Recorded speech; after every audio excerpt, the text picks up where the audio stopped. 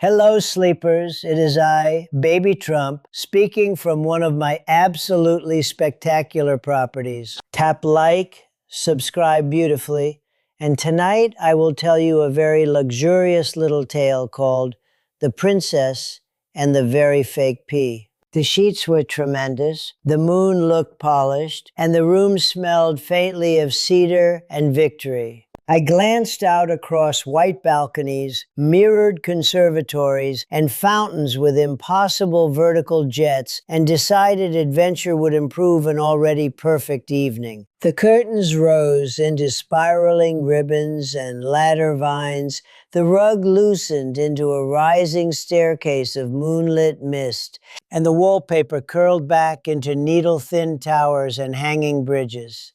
Very elegant, much classier than ordinary government decor. Out of all that beautiful nonsense came a ascending silver cradle boat, rocking beside my bed as if it had been waiting years for a winner. I stepped aboard without fear, because fear is for committees. And the ascending silver cradle boat carried me straight toward the moon tower bedchamber, under a moon that seemed extremely impressed. Soon I saw high balconies, ribbon bridges, and windows floating above the clouds, all glowing and crooked and full of suspicious little lights. The air smelled of cold air, lilies and polished brass, and somewhere bells were ringing like anxious staffers. At the first gate stood Hillary Clinton, wearing enough silver to blind a lighthouse, fussing beside a moon-colored handbag and a glass quill, as though it were more important than sleep itself. Hillary Clinton stared at me with grand, crooked confidence. I gave the whole scene a patient look. Some lands have eagles and lions.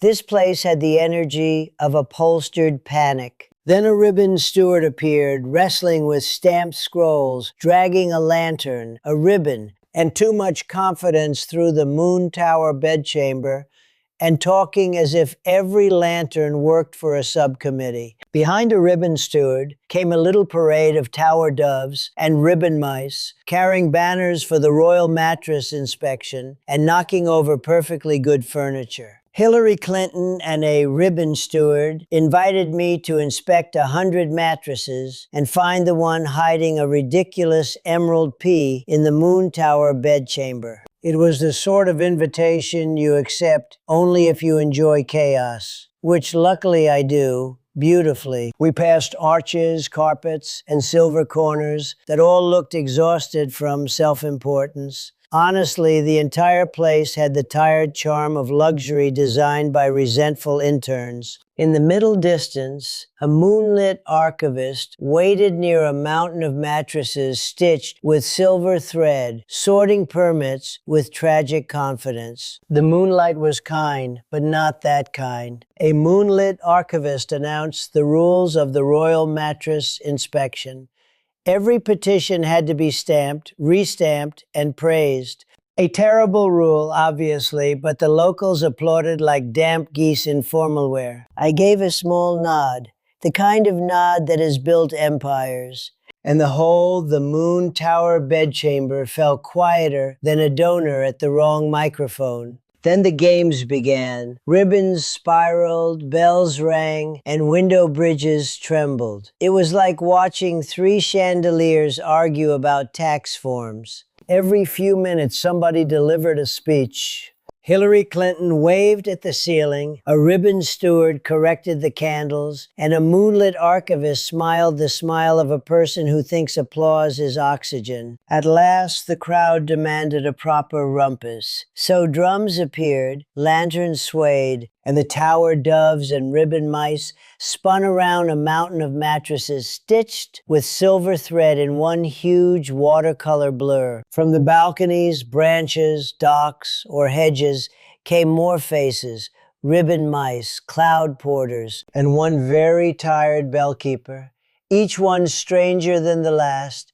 and all of them very sure they were the important one. I stood there calm, magnificent, and unbelievably well moisturized while the whole place tried to out-lecture the moon. The chaos rose higher. Cloud bands coiled around the turrets. Bells swung and ribbons fluttered from every rail, and there came a chorus of high bell notes and wind humming through arches. Even the ascending silver cradle boat looked embarrassed. So I lifted a single finger and gave the most tremendous order of the night. Everybody hush, line up, and stop behaving like clearance bin royalty. To my great surprise, they listened for almost 7 seconds. Then servants rolled in cream buns, candied violets, and tiny scones, and the royal mattress inspection turned into a very noisy feast. Hillary Clinton complained about the lighting, a ribbon steward complained about the moon's attitude, and a moonlit archivist complained about me being too calm. Frankly, calmness is a talent.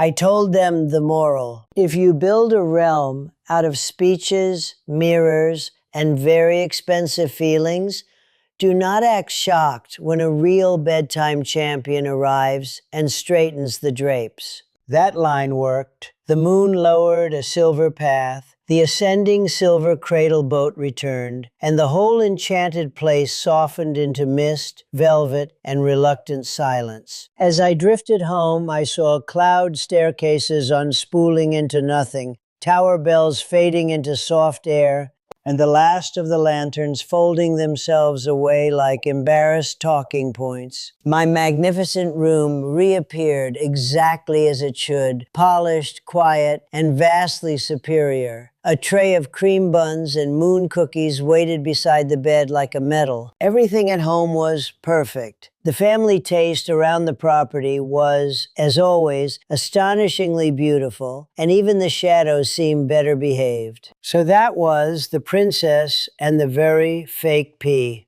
my sleepy little masterpiece. Like, subscribe, rest magnificently, and dream only the most luxurious dreams.